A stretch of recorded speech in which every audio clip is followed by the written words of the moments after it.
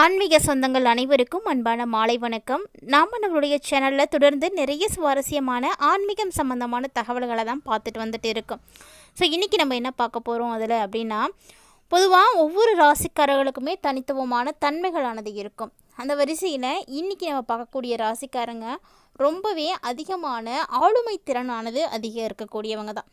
அது மட்டும் இல்லாமல் குரு பகவானை ராசி அதிபதியாக கொண்டவங்க அப்படின்னு இவங்கள சொல்லலாம். ஸோ அதனாலேயே பார்த்தீங்கன்னா இவங்க தைரியசாலியாகவும் புத்திசாலித்தனமாகவும் வந்து இருப்பாங்க. ஆண் பெண் இன வேறுபாடுகள்லாம் இவங்கள்ட்ட வந்து இருக்கவே இருக்காது. ஸோ ஆண்களால் மட்டும்தான் செய்ய முடியும் அப்படின்னு சொன்னாலுமே கூட அதையுமே இவங்க வந்து செய்து பார்க்கணும் அப்படின்ற மாதிரி ஒரு திறமை இவங்கள்ட்ட இருக்கும். அது மட்டும் இல்லைங்க, பிறருக்கு உதவக்கூடியதில் ரொம்ப ரொம்ப வல்லவர்கள் அப்படின்னு இந்த ராசிக்காரங்களை மட்டும்தான் சொல்லலாம். பிறருக்கு உதவுறதில் தொண்டு செய்கிறதுலலாம் ஆர்வம் அதிகமாகவே இருக்கும். ஸோ ஆர்வத்தின் மூலமாகவே நிறைய விஷயங்கள் வந்து செய்துடுவாங்க. அது மட்டும் இல்லாமல் இவங்கள்ட்ட இருக்கக்கூடிய ஒழுக்க குணம், நல்ல ஒரு நடத்தை, இது எல்லாமே வந்து அவங்கள வேறு ஒரு இடத்துக்கு வந்து கொண்டு போய் வச்சிடும். ஸோ எதையுமே ஒரு தொலைநோக்கு பார்வையோடு பார்க்கக்கூடியவங்க இந்த மீனம் ராசிக்காரங்க தான். ஸோ இந்த மீனராசிக்காரங்களை பற்றி தாங்க நம்ம பார்க்க போகிறோம். மீனராசிக்கு செப்டம்பர் மாதம் எப்படி பிறந்திருக்கு, என்னென்ன விஷயங்கள் அவங்களுக்கு சாதகமாக இருக்குது, என்னென்ன விஷயங்களில் அவங்க கவனமாக இருக்கணும் அப்படிங்கிறத பற்றி தான் முழுமையாக இந்த பதிவோட நீங்கள் தெரிஞ்சுக்க போகிறீங்க. அது மட்டும் இல்லாமல் நம்மளுடைய பதிவில் பார்க்கக்கூடிய தகவல்கள் அனைத்துமே பொதுவான ஒரு பலன்கள் தான். 9 கிரகங்களை வைத்து அந்த ராசிக்காரங்களுக்கு எப்படி இருக்கும் அப்படின்னு தான் நம்ம பார்க்குறோம். சொல்லப்போனால் இந்த பலன்கள் எல்லாருக்குமே வந்து பொதுவானது மட்டும்தான். ஸோ எல்லாருக்கும் வந்து பழிக்கும் அப்படின்லாம் சொல்லவே முடியாது. இருந்தாலும் மீனராசிக்காரர்களுக்கு எப்படி இருக்குது அப்படின்னு தான் நம்ம பார்க்குறோம். உங்களுடைய ராசிக்கு இந்த விஷயங்கள் எதுவுமே வந்து ஆப்டாகவே இல்லை, நடக்கவே இல்லை அப்படின்னு கூட சொல்லலாம். ஸோ அப்படிப்பட்டவங்களாக இருக்கீங்க அப்படின்னா உங்களுடைய சுய ஜாதகத்தில் இருக்கக்கூடிய கிரகநிலைகளை வந்து கண்டிப்பாக நம்ம வந்து பார்த்தாகணும். அதனால் உங்களுடைய ஜாதகத்தை நீங்கள் ஒரு முறை வந்து பார்க்குறது ரொம்ப நல்லது. மேலும் நீங்கள் வந்து ஜாதகம் பார்க்குறதுக்கு எங்கேயும் போக முடியாதவங்களாக இருக்கீங்க, ஸோ யார் நல்லா பார்த்து சொல்லுவாங்க அப்படின்னு கூட தெரியாதவங்களாக இருக்கீங்க அப்படின்னா கூட பரவாயில்ல. நீங்கள் எங்கேயும் வந்து அலைய வேண்டிய அவசியமே கிடையாது. நம்மளுடைய ஸ்க்ரீனில் தெரியக்கூடிய இந்த வாட்ஸ்அப் நம்பரை நீங்கள் காண்டாக்ட் பண்ணிங்க அப்படின்னாவே போதுமானது. கண்டிப்பாக இந்த ஒரு நம்பரை நீங்கள் தொடர்பு கொள்ளும் பொழுது உங்களால் எளிமையாகவும் ரொம்ப ரொம்ப சீக்கிரமாகவும் வந்து பார்த்து தெரிஞ்சுக்க முடியும்.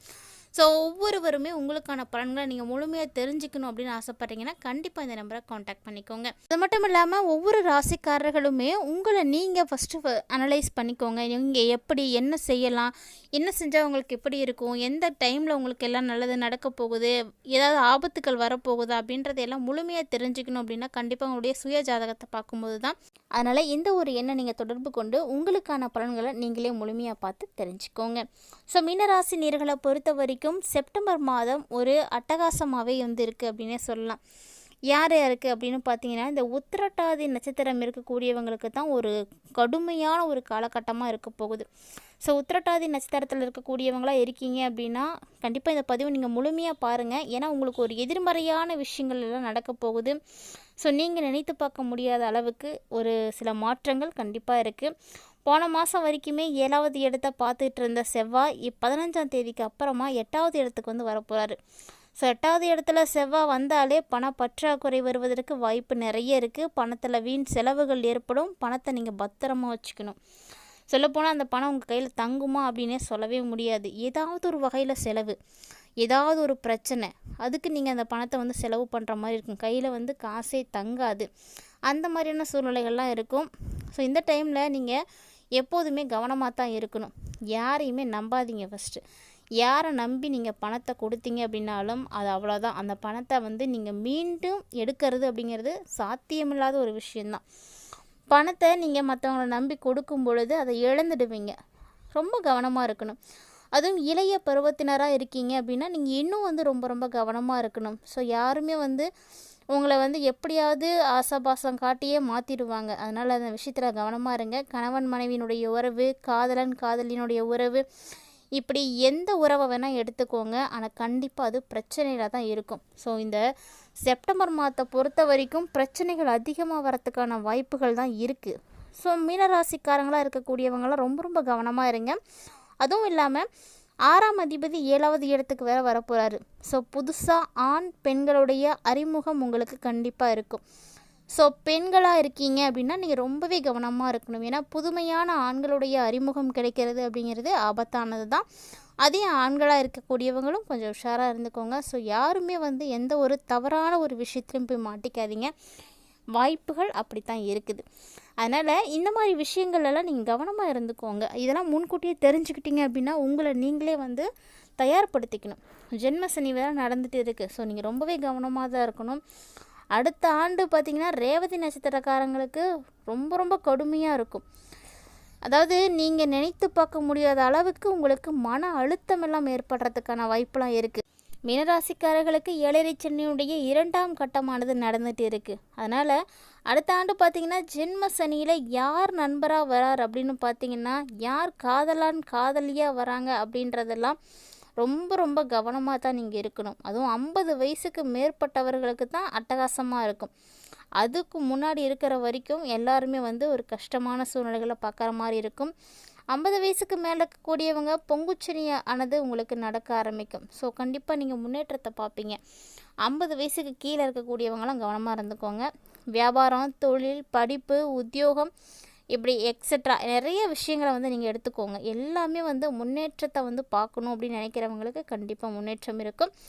இது வரைக்கும் என்னென்ன விஷயங்கள் உங்களுக்கு தடைப்பட்டு வந்துட்டு இருந்ததோ அந்த விஷயங்கள் எல்லாமே இனி படிப்படியாக வந்து நல்லபடியாக நடக்க ஆரம்பிச்சிடும். சின்ன சின்ன பிரச்சனைகளாக இருந்தாலுமே கூட அதையெல்லாம் வந்து உங்களால் தடுக்க முடியும். தைரியமாக இருங்க.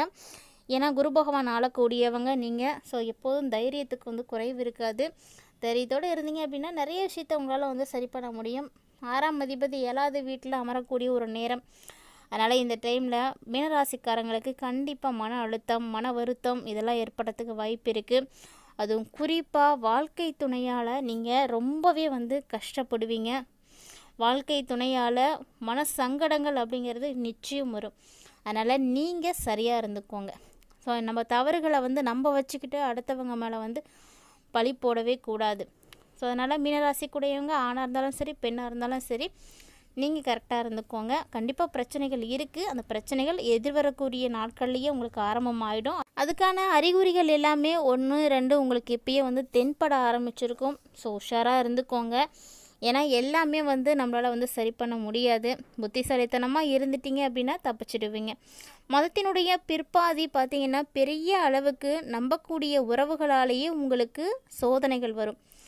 ஸோ நீங்கள் யாரை முழுக்க 100% நான் இவங்களை நம்புகிறேன் அப்படின்னு சொல்லக்கூடியவங்க தான் உங்களுக்கு மிகப்பெரிய தவறு செய்ய போகிறாங்க. ஸோ அதனால் நம்பிக்கையும் நீங்கள் யார் மேலேயும் அளவுக்கு அதிகமாக வந்து வைக்காதீங்க. உங்களுக்கான சோதனைகள் வருவதற்கான வாய்ப்புகள் இருக்குது. மீனராசிக்காரங்களை பொறுத்த வரைக்கும் பொதுவாகவே நல்லவங்க, புத்திசாலித்தனவங்க அப்படின்றதுனால எதையுமே வந்து சமாளிக்க முடியும். ஆனால் ஏற்படக்கூடிய பழி பாவங்கள், அதனால் உருவாகக்கூடிய மன சங்கடங்கள் இதெல்லாம் வந்து தீர்க்கவே முடியாது. அதுவும் உத்திரட்டாதி நட்சத்திரக்காரர்கள்லாம் அகலக்கால் வைக்கவே கூடாது. ரொம்ப ரொம்ப கவனமாக இருக்கணும். எப்போதுமே புத்தி சாதுரியத்தால் மட்டுமே ஒரு சில விஷயங்களை சமாளிக்கக்கூடிய தன்மை உங்களுக்கு கிடைக்கும். ஸோ எல்லா நேரமுமே அப்படி இருந்துடும் அப்படின்னு சொல்ல முடியாது. அதுபோல் எதிர்பாராத செலவுகளும் உங்களுக்கு இந்த மாதத்தில் இருக்குது. ஸோ 7ஆம் இடத்துல புதன் உச்சமாகி ராசியை பார்க்குறாரு. 8ல் பார்த்திங்கன்னா செவ்வாய் அமர்ந்து குருவினுடைய பார்வையில் இருக்கிறாரு. ஸோ எதிர்பாராத செலவுகள்லாம் வரும். உடன்பிறப்புகள், உறவினர்களுக்கு அப்படின்னு நிறைய செலவுகள் செய்வீங்க. வீண் செலவு, வெட்டி செலவு அப்படின்னு சொல்லுவாங்க பார்த்திங்களா. இந்த மாதிரி செலவெல்லாம் உங்களுக்கு இருக்குது. பயணங்களால் செலவு, இப்படி எல்லா செலவும் இருக்கும். ஆனாலும் எல்லா செலவையும் உங்களால் சமாளிக்க முடியும். சமாளிக்கக்கூடிய தன்மையும் அது இருக்கும். 40 to 50 வயதுக்கு மேற்பட்டவங்களுக்கு பெருசாக சோதனைகள் அப்படின்னு இருக்கவே இருக்காது. ஆனால் கண்டிப்பாக செலவுகள் வந்து இருக்கும். அதை வந்து கட்டுப்படுத்த முடியாது. அந்த செலவுகளுக்கு கூட உங்களுக்கு நல்ல செலவுகளாக மட்டுமே இருக்கட்டும் அப்படின்னு நினச்சிக்கோங்களேன். அதுக்கு நீங்கள் பிரார்த்தனை பண்ணிக்கோங்க. உங்களுடைய இஷ்ட தெய்வங்களை வழிபாடுகள் செய்யுங்க. எது நடந்தாலும் நல்லதுக்கே நடக்கணும் அப்படின்னு. ஆனால் பொதுவாகவே மீனராசிக்காரர்களுக்கு நிறைய பாதிப்புகள் அடுத்தடுத்து வந்து நிகழ இருக்குது. அதுலேருந்து நீங்கள் உஷாராக இருந்துக்கோங்க. ஸோ எந்த விஷயம் உங்களை சுற்றி நடக்குது அப்படின்றத முதல்ல நீங்கள் பாருங்கள். யாரை நீங்கள் முழுமையாக நம்புனீங்களோ அவங்க மூலியமாக தான் இப்போ பிரச்சனைகளை சந்திக்க போகிறீங்க. ஸோ நாட்கள் நெருங்கியாச்சு. ரொம்ப கவனமாக இருந்து செயல்படுங்க. இந்த பதிவு உங்களுக்கு பிடிச்சிருந்ததுன்னா லைக் பண்ணுங்கள், ஷேர் பண்ணுங்கள், மறக்காமல் கமெண்ட் பண்ணுங்கள்.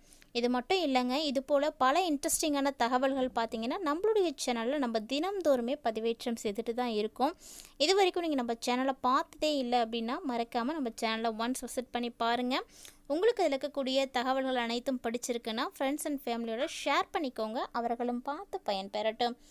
மேலும் மீனராசியுடைய நண்பர்கள், உறவினர்கள்லாம் யாருக்கு இருக்கவங்களோ கண்டிப்பாக இந்த பதிவை ஷேர் பண்ணி விடுங்க. ஏன்னா அவங்க எச்சரிக்கையாக இருக்கிறதுக்கு ரொம்ப ரொம்ப உதவியாக இருக்கும்.